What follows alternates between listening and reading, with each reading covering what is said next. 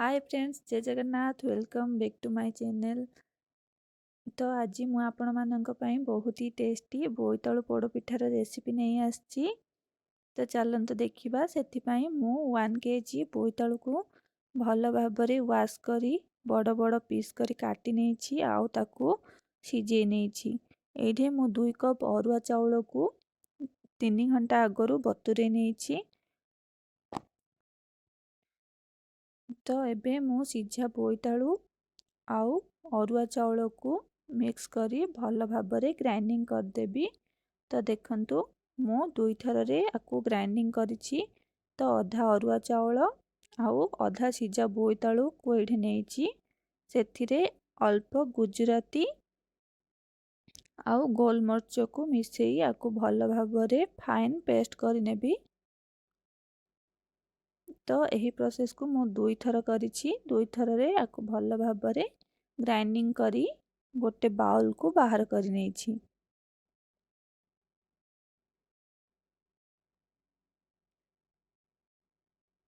तो देखंतु एही भली भाबरे मु सबु बोईतालु आउ अरुआ चाउलर पेस्ट बनै नेछि।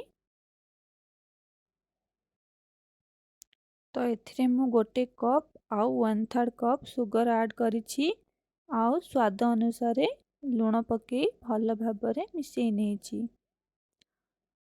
ये भल भाबरे मिसी सारिबा परे मु आकु गोटे प्लेट घोड़े घंटाडी पाई रेस्ट करबा को छाड़ी नेबी। एमिति हेले पोड़ पिठा बहुत ही सॉफ्ट ही थाए।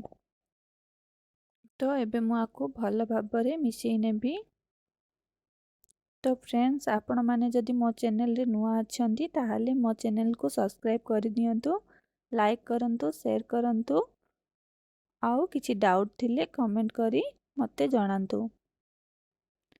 तो देखंतु एबे बोईतालु आउ अरुआ चाउल भल भाबरे मिसी जाईची। मु आकु प्लेट घोड़े साइड रे रखि नेबी। एबे हमर घंटाडी हेई गलानी। देखंतु मु एठी गोटे कप नडिया को कोरि नेछि।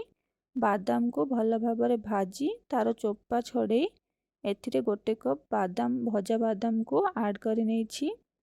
आकु भल भाबरे मिसेई नबा। भल भाबरे मिसी सारिबा परे गोटे मोटा कड़ाई रे आकु कुक करिबा। तो देखंतु एबे भल भाबरे मिसी जाईछि। एबे मु एमिति गोटे मोटा कड़ाई नेछि। सेथिरे गोटे चामच गुआ घियो को पके नेछि। आपण जदि चाहिबे एठे कदली पत्र देई मध्य पोड़ पिठा बनै पारिबे। मु एठे नॉर्मल एमिति ही यूज करिछि। गोटे चामच गुआ घियो पकेई आर बेटर अधा बेटर पकेइछि। मु एथिरे 2टी पोड़ पिठा करिबी। तो अधा बेटर मु पकेई नेछि। पकेई सारिबा परे गैस रो फ्लेम को लो मीडियम रखिछि। रखी आकु 35 मिनिट पाई कुक हबा को देछि। तो 35 मिनिट हेई गलानी। देखंतु बहुत सुंदर भाबरे हम पोड़ पिठा बनि जाईछि। एबे बहुत गरम अछि।